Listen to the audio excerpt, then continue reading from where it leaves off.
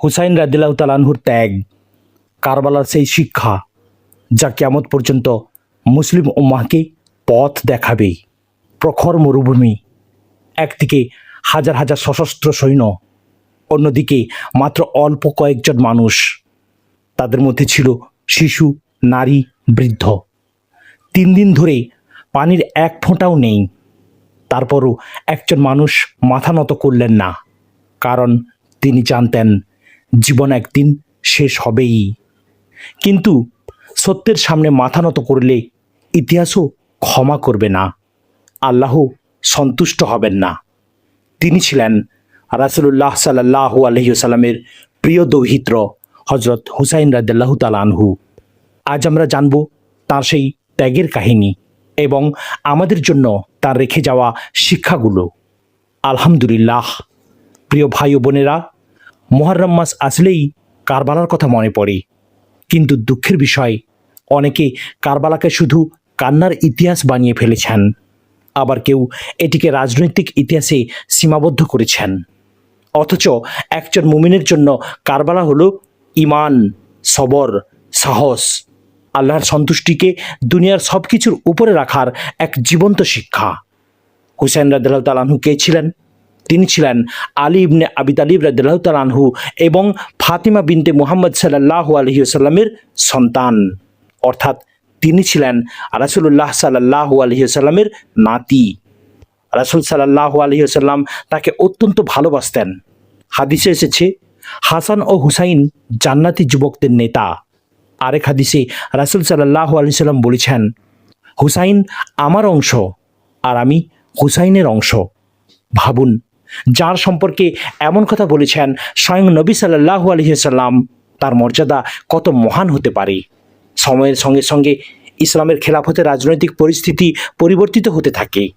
মুয়াবিয়া ইবনে আবি সুফিয়ান রাদিয়াল্লাহু তাআলা আনহুর মৃত্যুর পর তার ছেলে ইয়াজিদ ইবনে মুয়াবিয়া ক্ষমতায় আসেন। ইয়াজিদ চাইছিলেন মুসলিম সমাজের বিশিষ্ট ব্যক্তিরা তার হাতে বায়াত করুন, কিন্তু হুসাইন রাদিয়াল্লাহু তাআলা আনহু বিষয়টিকে অত্যন্ত গুরুত্বের সঙ্গে বিবেচনা করেন। তিনি মনে করেছিলেন এমন একটি সিদ্ধান্ত মুসলিম উম্মাহর ভবিষ্যতের সঙ্গে জড়িত, তাই তিনি তাড়াহুড়ো করে বায়াত করেননি। এদিকে কুফা থেকে অসংখ্য চিঠি আসে। লোকেরা লিখল, আপনি আসুন, আমরা আপনার পাশে থাকব। হুসাইন রাদিয়াল্লাহু তাআলা আনহু মানুষের কথায় অন্ধভাবে বিশ্বাস করেননি।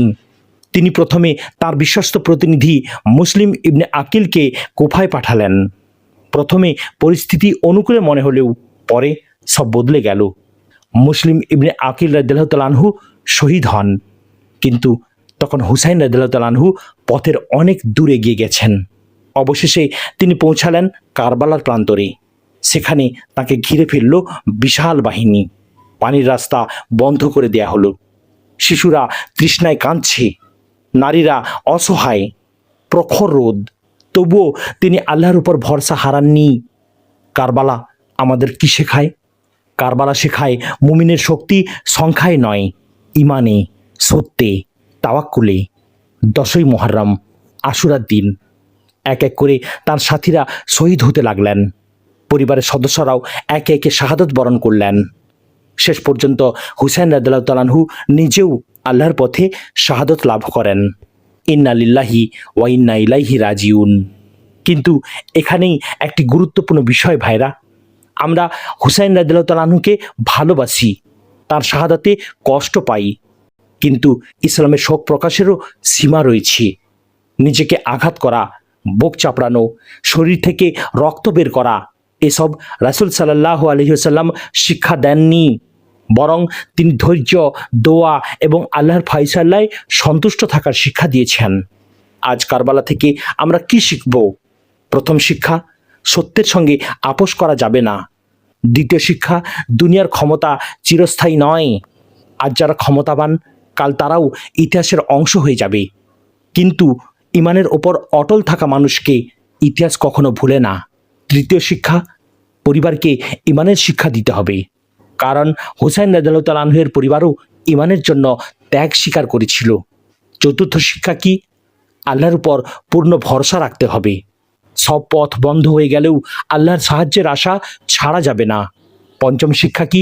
মুহররমকে শোকের মাস বানানো নয়, বরং ইবাদতের মাস বানানো। বিশেষ করে আশুরার রোজা রাখা।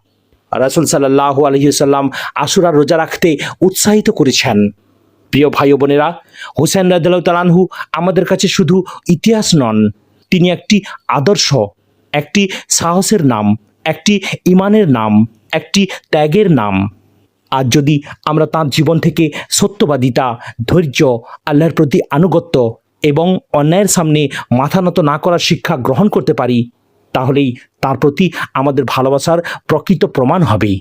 আল্লাহ তাআলা আমাদের সবাইকে হুসাইন ইবনে আলী রাদিয়াল্লাহু তাআলা আনহুর জীবন থেকে শিক্ষা গ্রহণ করে কোরআন ও সুন্নাহর পথে চলার তৌফিক দান করুন। আমিন।